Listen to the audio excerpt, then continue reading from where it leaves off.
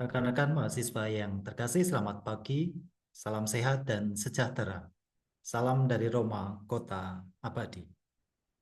Hari ini kita akan bicara tentang eskatologi dalam teologi modern. Kita akan memulai dengan satu pertanyaan dasar. Apa yang dapat kita harapkan ketika hidup terancam?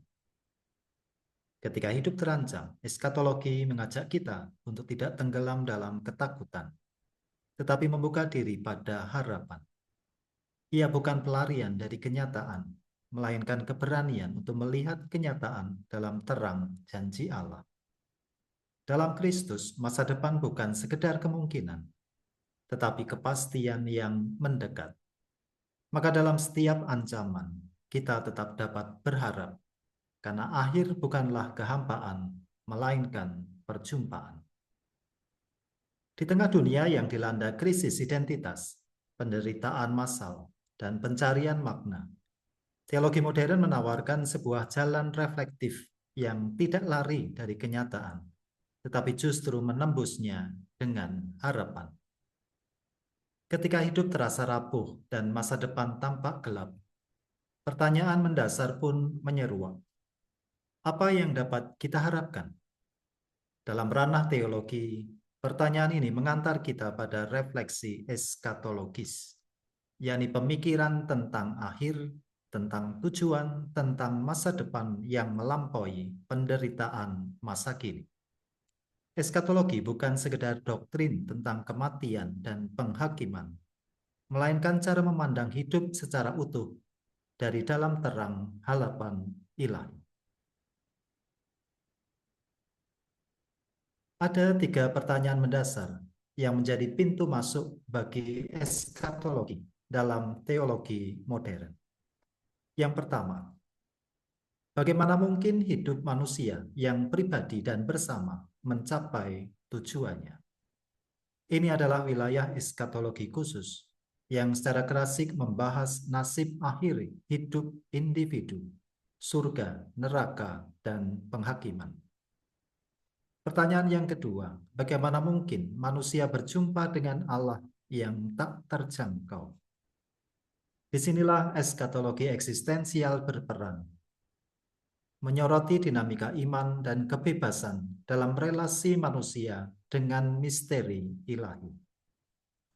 Pertanyaan yang ketiga, bagaimana mungkin sejarah penderitaan bermuara dalam kebahagiaan?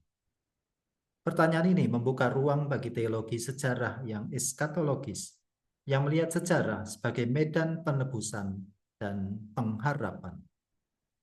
Pertanyaan pertama sudah dijawab ketika kita membahas eskatologi dalam kitab suci dan juga dalam katekismus Gereja Katolik. Secara khusus kita akan membahas 2 pertanyaan terakhir.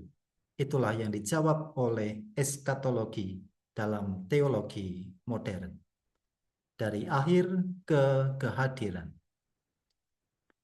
Eskatologi modern tidak lagi hanya membicarakan akhir hidup perseorangan, melainkan akhir dunia manusia secara keseluruhan.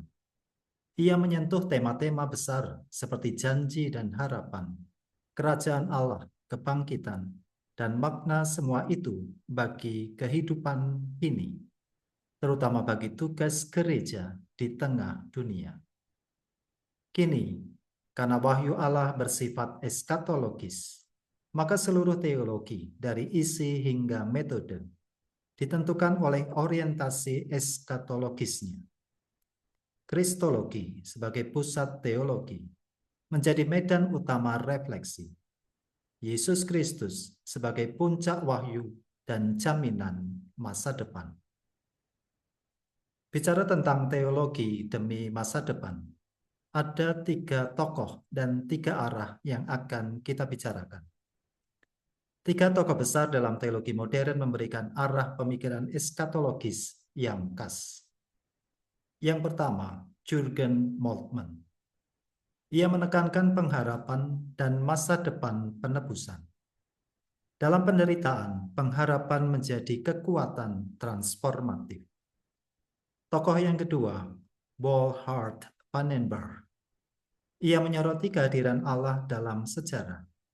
Sejarah bukan sekedar kronologi, melainkan medan pewahyuan. Dan tokoh yang ketiga, Karl Rahner. Ia mengembangkan eskatologi transendental yang berpusat pada manusia sebagai makhluk yang selalu menjadi. Kita mulai dengan tokoh pertama, Karl Rahner. Siapakah Karl Rahner? Karl Rahner hidup dari tahun 1904 sampai tahun 1984. Karl Rahner adalah teolog Jesuit Jerman yang merevolusi teologi Katolik melalui pendekatan transendental dan eksistensial. Sebagai arsitek utama Konsili Vatikan II, Rahner menekankan pengalaman manusia sebagai tempat wahyu ilahi. Ia memperkenalkan konsep Kristen anonim dan memperluas pemahaman tentang keselamatan. Karya-karyanya seperti Foundations of Christian Faith menjadi landasan teologi kontemporer Katolik. Rahner memulai eskatologinya dengan metode transendental yang berpusat pada manusia. Bukan manusia menurut situasi kondisi yang konkret, tetapi menurut keadaannya yang mengatasi keadaan yang konkret. Eskatologi dalam pemikiran Karl Rahner bukanlah sekedar doktrin tentang hal-hal terakhir, kematian, penghakiman, surga, dan neraka. Ia adalah cara memandang dunia, memandang hidup sebagai ziarah yang terbuka ke depan. Karena manusia bukanlah makhluk yang selesai, melainkan selalu menjadi. Ia adalah makhluk yang keluar dari sekarang menuju masa depannya, yang tidak hanya ditentukan oleh waktu, tetapi oleh panggilan ilahi yang mendekat. Metode Karl Rahner, metode transendental, bicara tentang manusia sebagai subjek yang transenden, yang melampaui. Ia memulai dari metode transendental, sebuah pendekatan yang berpusat pada manusia, bukan sebagai objek dalam situasi konkret, tetapi sebagai subjek yang mengatasi situasi itu. Manusia dipahami sebagai makhluk yang terbuka terhadap misteri, terhadap yang tak terbatas, terhadap Allah. Ia bukan sekedar makhluk historis atau sosial, tetapi makhluk yang memiliki struktur batin untuk mendengarkan sabda. Eskatologi dalam kerangka ini bukanlah laporan tentang masa depan, tetapi cara manusia memahami dirinya sendiri dalam terang masa depan yang mutlak. Masa depan yang datang dari Allah dan telah mulai menyentuh sejarah melalui Kristus. Dalam konteks inilah ada 3 pokok eskatologi Karl Rahner. Yang pertama, antropologi. Eskatologi sebagai antropologi teologis. Eskatologi dari perspektif Rahner adalah refleksi tentang manusia dalam relasinya dengan Allah. Maka ia pada hakikatnya adalah antropologi teologis. Manusia tidak dipahami hanya dari segi biologis atau psikologis, tetapi sebagai makhluk yang dipanggil menuju persekutuan abadi dengan Allah. Dalam terang eskatologi, hidup manusia bukan sekedar menuju kematian, tetapi menuju transformasi total, menjadi ciptaan baru dalam kasih Allah. Maka, masa depan bukanlah sesuatu yang asing, tetapi sesuatu yang sudah mulai kini dalam struktur batin manusia yang terbuka terhadap rahmat. Pokok yang kedua, kristologi. Titik puncak pewahyuan dan model eskatologis. Rahner menegaskan bahwa titik pangkal refleksi eskatologis adalah Kristus. Dalam Dia, kita melihat puncak pewahyuan Allah dan puncak kemanusiaan. Kristus yang bangkit adalah jaminan bahwa kematian bukan akhir, melainkan pintu menuju kehidupan baru. Dalam Kristus, masa depan yang mutlak telah mendekat. Maka eskatologi bukan spekulasi, tetapi partisipasi dalam misteri Kristus yang sudah hadir dalam Roh Kudus. Kristologi memberi bentuk konkret pada harapan eskatologis, bahwa manusia sungguh memiliki masa depan dalam Allah, karena Kristus telah lebih dahulu menghayatinya. Pokok yang ketiga adalah keabadian, waktu yang ditembus oleh kekekalan. Eskatologi mengajak kita merenungkan hubungan antara waktu dan keabadian. Bagaimana Allah yang kekal berjumpa dengan manusia yang hidup dalam waktu. Menurut Karl Rahner, dalam Kristus, kekekalan masuk ke dalam sejarah.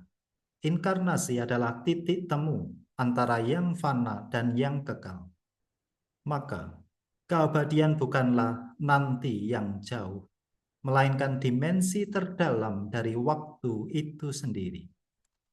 Dalam setiap tindakan kasih, pengampunan, dan pengharapan, kita sudah mencicipi keabadian. Eskatologi bukan tentang melarikan diri dari dunia, tetapi tentang menghidupi waktu dengan kedalaman kekal. Karena Allah sudah hadir di sini dan sekarang. Rahner menyebut eskatologi sebagai antisipasi etiologis. Artinya, masa depan hanya bisa dimengerti dari sebabnya, yakni dari keadaan manusia sekarang yang telah ditebus oleh Kristus. Disebut antisipasi, karena eskatologi berbicara tentang sesuatu yang akan datang.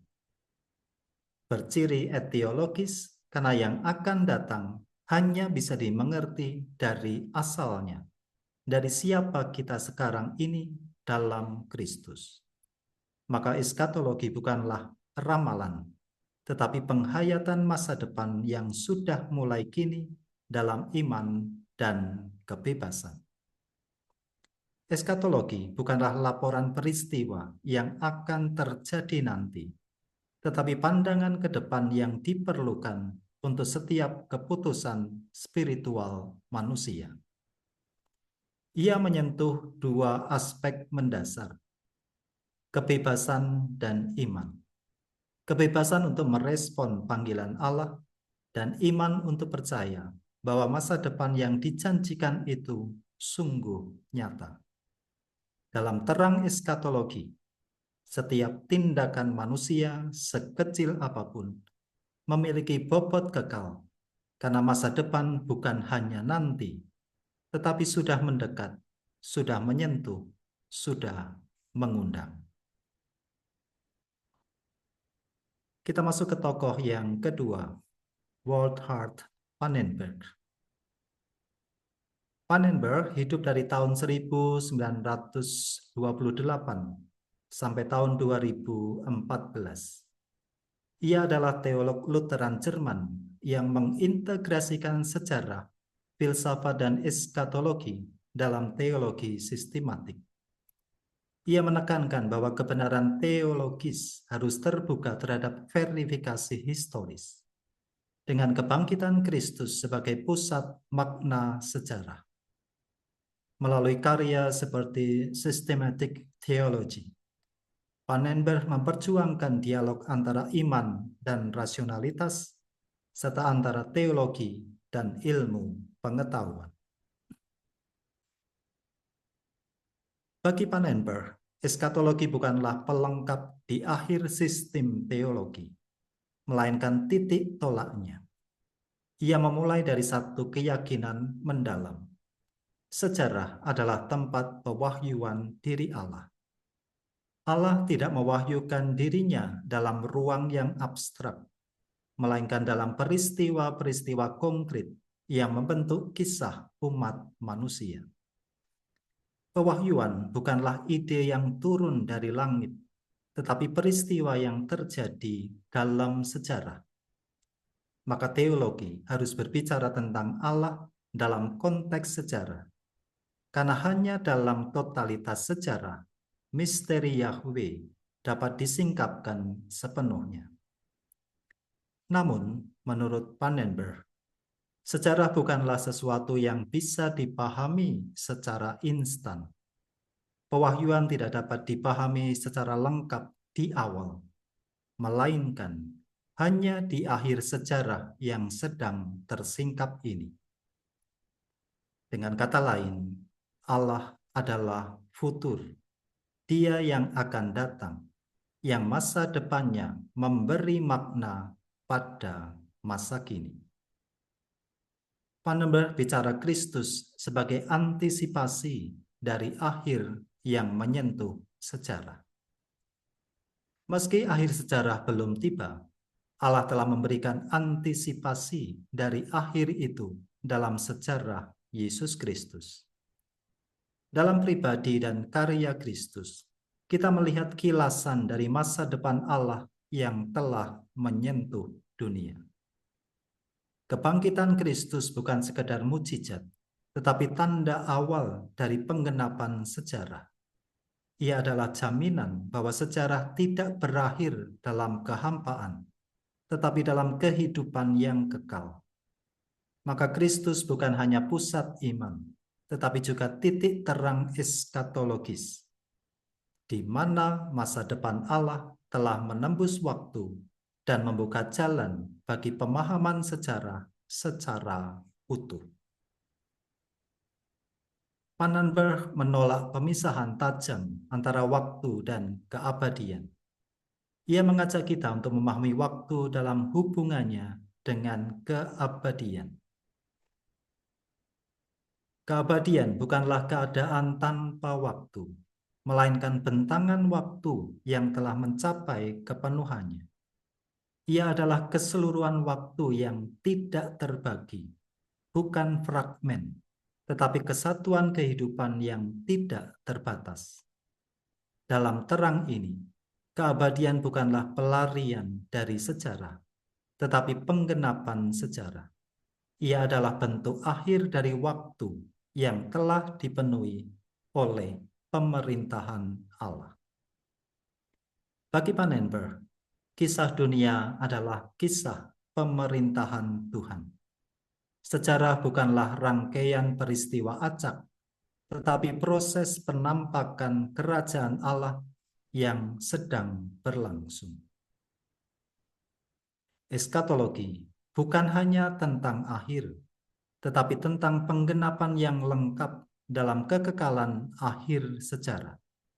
Di sana, kerajaan Allah tidak lagi samar, tetapi nyata dan utuh. Maka setiap peristiwa sejarah, termasuk penderitaan, perjuangan, dan harapan, harus dilihat dalam terang pemerintahan Allah yang sedang menyatakan diri. Pannenberg tidak berhenti pada spekulasi teologis. Ia berkonsentrasi pada dasar eskatologi untuk etika sosial. Eskatologi bukan hanya tentang masa depan, tetapi tentang bagaimana kita hidup sekarang. Dalam dunia yang dilanda sekularisasi, penderitaan, dan pencarian makna, eskatologi menjadi tanggapan rohani dan sosial. Ia memberi harapan bahwa sejarah memiliki arah, bahwa penderitaan tidak sia-sia, dan bahwa keadilan bukan utopia, tetapi janji Allah. Maka eskatologi menjadi dorongan untuk mengatasi penderitaan manusia, untuk memperjuangkan makna, dan untuk membangun dunia yang mencerminkan kerajaan Allah yang sedang datang. Kita sampai kepada tokoh yang ketiga, tokoh utama teologi harapan. Jürgen Moltmann. Ia hidup dari tahun 1926 sampai tahun 2024. Moltmann adalah teolog reformasi Jerman yang dikenal dengan karya-karya Theology of Hope dan The Crucified God. Pengalaman sebagai tawanan perang membentuk visinya tentang harapan eskatologis dan solidaritas Allah dengan penderitaan manusia. Moltmann memperluas teologi ke ranah ekologi, politik, dan pembebasan. Ia menekankan bahwa harapan Kristen adalah kekuatan transformatif bagi dunia dan gereja. Moltmann menggeser fokus eskatologis dari akhir kepada janji. Janji-janji Allah terlaksana dalam peristiwa sejarah, tetapi tidak pernah sepenuhnya terserap olehnya. Selalu ada yang belum terlaksana, yang menunjuk ke masa depan. Maka iman akan kebangkitan menjadi prinsip epistemologis untuk memahami sekarang dan dasar ontologis untuk bertindak menuju masa depan. Bagi Moltmann, eskatologi bukanlah kalkulasi tentang akhir zaman, melainkan penghayatan akan janji Allah yang menyusup ke dalam sejarah. Janji itu tidak pernah sepenuhnya terserap oleh peristiwa. Ia selalu melampaui, menunjuk ke masa depan yang belum selesai. Maka eskatologi adalah dinamika antara yang sudah dan yang belum, antara penggenapan dan pengharapan. Janji-janji terlaksana dalam peristiwa-peristiwa sejarah. Janji masuk ke dalam peristiwa sejarah, tetapi tidak pernah seluruhnya terserap oleh peristiwa itu. Selalu ada yang belum terlaksana dan yang menunjuk ke masa depan. Eskatologi adalah keberanian untuk hidup dalam ketegangan antara janji dan kenyataan, antara luka dan harapan. Iman akan kebangkitan bukan sekedar dogma, melainkan prinsip epistemologis. Kita memahami masa kini bukan hanya dari apa yang telah terjadi, tetapi dari apa yang mungkin terjadi. Kebangkitan membuka horizon baru, bukan hanya bagi pengertian, tetapi juga bagi tindakan. Sebagai dasar ontologis, kebangkitan menggerakkan manusia untuk bertindak menuju masa depan. Ia adalah daya hidup yang melampaui keputusasaan, mengubah penderitaan menjadi solidaritas, dan kematian menjadi awal baru. Menurut Moltmann, pengharapan Kristen berdiri di atas dua tiang utama, salib dan kebangkitan Kristus. Salib bukan akhir tetapi jalan menuju kebangkitan. Kebangkitan bukan pelarian dari salib, tetapi penegasan bahwa penderitaan tidak sia-sia. Pusat teologi harapan adalah kristologi, dan pusat kristologi adalah teologi salib. Maka pertanyaan mendasar pun muncul. Apa arti salib bagi manusia? Dan lebih dalam lagi, apa arti salib bagi Allah? Dalam artikelnya, Moltmann menjawab bahwa Allah yang tersalib adalah pusat teologi Kristen. Bukan Allah yang kuat dan sukses, tetapi Allah yang menderita bersama manusia. Salib bukan simbol kelemahan, melainkan wahyu terdalam tentang siapa Allah itu. Allah yang hadir dalam luka, bukan dalam kejayaan. Kita akan sedikit membahas artikel The Crucified God yang bisa Anda baca selengkapnya. Latar belakang dari artikel ini adalah kontroversi tentang eksistensi Allah yang membuat banyak orang tidak yakin dengan diri mereka sendiri dan seolah-olah kehilangan arah di antara slogan God is dead dan God cannot die. Dalam perjuangan untuk mewujudkan gereja yang kredibel dan masyarakat yang lebih human, banyak orang menghindar dari gereja dan teologi. dan mengadopsi suatu ideologi lain yang mengikuti cara-cara memperjuangkan dunia yang lebih baik. Di belakang krisis sosial dan politik dalam gereja dan dalam masyarakat modern, terdapat krisis kristologi. Dari siapa gereja benar-benar mengambil sikapnya? Siapakah Yesus Kristus? Sungguh, bagi kita dewasa ini, dalam krisis identitas kekristenan ini, pertanyaan tentang Allah tersembunyi. Allah mana yang mengatur kebebasan Kristen? Allah mana yang mengatur keberadaan Kristen? Yang disalibkan atau berhala-berhala agama, kelas, ras, dan masyarakat?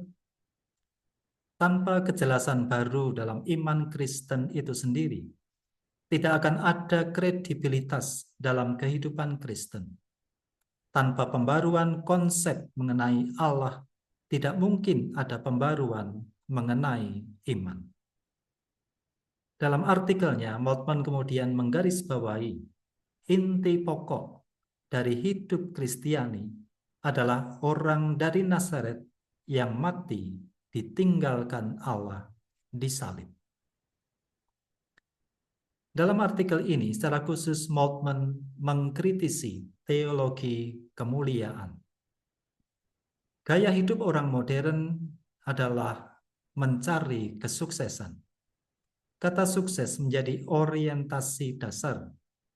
Sukses karena sanggup menyelesaikan aneka persoalan hidup. Maka optimis memberi tekanan pada sukses, profit, dan progres. Kaum konservatif membanggakan keberhasilan masa lalu, dan kaum revolusioner akan menginginkan sukses yang berbeda dan yang baru. Siapakah Allah mereka? Dia adalah Allah tindakan, Allah yang kuat, yang selalu berada di sisi batalion yang lebih kuat, Allah yang memenangkan pertempuran dan memimpin miliknya menuju kemenangan. Dia adalah idola dari sejarah kesuksesan umat manusia. Bagi mereka, God is power. Bagi mereka, hidup adalah bertindak, memproduksi, membuat, dan menang. Dan sebaliknya, penderitaan orang lain tidak membuat kami terkesan. Cinta bukan lagi gairah, tapi hanya tindakan seksual. Bagi mereka, eskatologi mereka tidak lain adalah survival of the fittest. Siapa yang kuat, dialah yang akan memenangkan pertandingan. Singkatnya, mereka yang percaya pada Allah yang bertindak dan yang sukses justru menjadi orang-orang yang apatis. Dia tidak lagi memperhatikan dunia, manusia lain, atau emosinya. Dia tetap tidak menyadari penderitaan yang disebabkan oleh tindakannya. Dia tidak ingin tahu tentang itu dan menekan pengalaman penyaliban dari kehidupan. Orang-orang itu adalah orang-orang yang mengatakan dengan tegas dan lantang, I don't care. Saya tidak peduli terhadap penderitaan, tidak peduli terhadap penderitaan yang dialami orang lain. Setelah mengkritik teologi kemuliaan, Moltmann kemudian menawarkan teologi salib. Gambaran mengenai Allah yang sukses dan manusia yang apatis sama sekali bertentangan dengan apa yang diyakini sebagai inti dasar kekristenan, yakni the suffering God and the loving vulnerable man. Allah yang tersalib bertentangan dengan konsep Allah yang sukses. Kerasnya salib berlawanan dengan teologia gloria yang dihasilkan dalam gereja-gereja untuk mempertahankan hidup damai di tengah perubahan sosial yang begitu cepat. Moltmann mengutip Douglas Hall. Kemalangan terbesar adalah jika orang-orang Kristen menggunakan teologi harapan hanya sebagai bantuan religius untuk menghindari pengalaman salib yang oleh banyak orang di sektor kita di medan perang tidak dapat terhindarkan. Penolakan terhadap salib adalah sebuah kemalangan bagi orang Kristiani. Mengapa? Karena, in fact, there is no true theology of hope, which is not first of all a theology of the cross. Tidak ada teologi harapan yang sejati kalau tidak pertama-tama sebagai teologi salib. Dan tidak ada harapan baru bagi manusia jika manusia sendiri tidak mengakui penderitaan yang diakibatkan oleh sikap apatisnya. Keberadaan apatis harus diubah menjadi kebalikannya. Keberadaan patos yang mengarah pada simpati, kepekaan, dan cinta. Tidak akan ada orang Kristen, yaitu tidak ada teologi pembebasan tanpa ingatan seumur hidup dari penderitaan Allah di kayu salib. Pertanyaan mendasar datang dari tragedi kemanusiaan akibat kejahatan, yakni peristiwa Auschwitz untuk bangsa Jerman dan Vietnam untuk Amerika.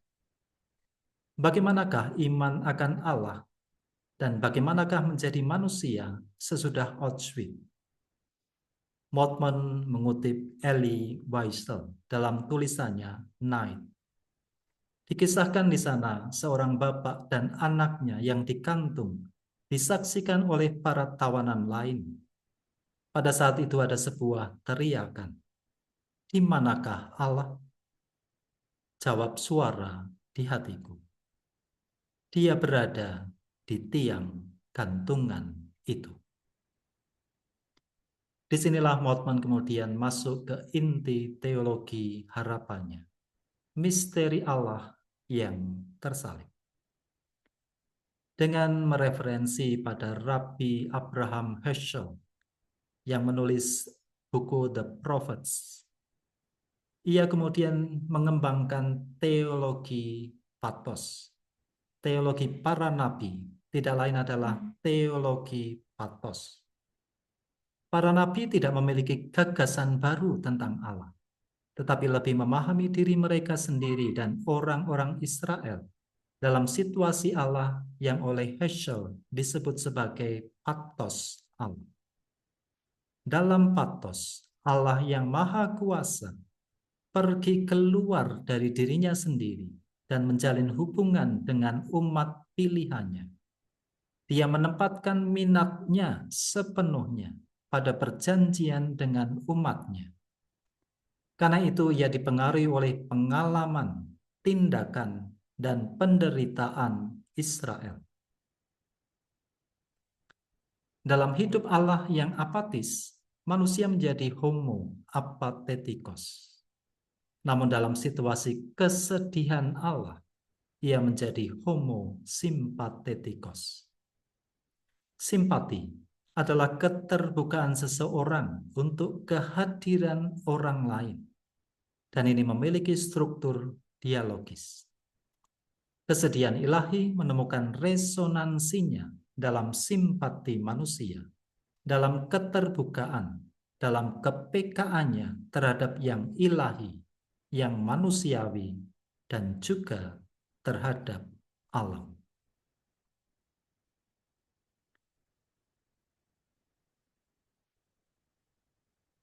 Berhadapan dengan semua itu, Moltmann kemudian menawarkan Allah yang terlibat. Kesedihan ilahi justru menemukan resonansinya dalam simpati manusia berhadapan dengan penderitaan. Dan justru ketika berhadapan dengan penderitaan seperti penyakit, bencana, apapun yang membuat kita seperti kehilangan harapan, Allah hadir. Maka bagi kita undangan yang sama, just be there for them. Berada bersama mereka yang menderita.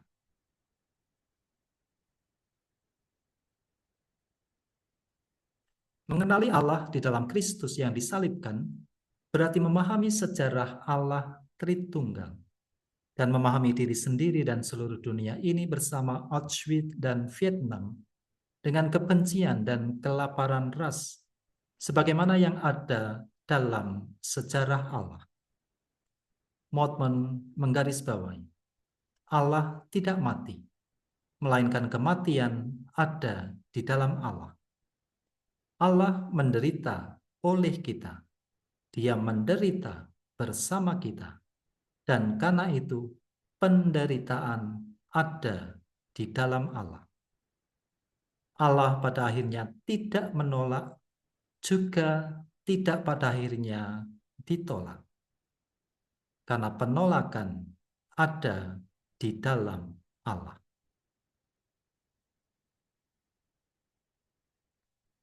Moltmann mengakhiri artikelnya dan menggarisbawahi, di jalan yang tersembunyi di salib, Allah Tritunggal sudah berada di jalan menuju menjadi semuanya, dan di dalam Dia kita hidup dan bergerak dan memiliki keberadaan kita.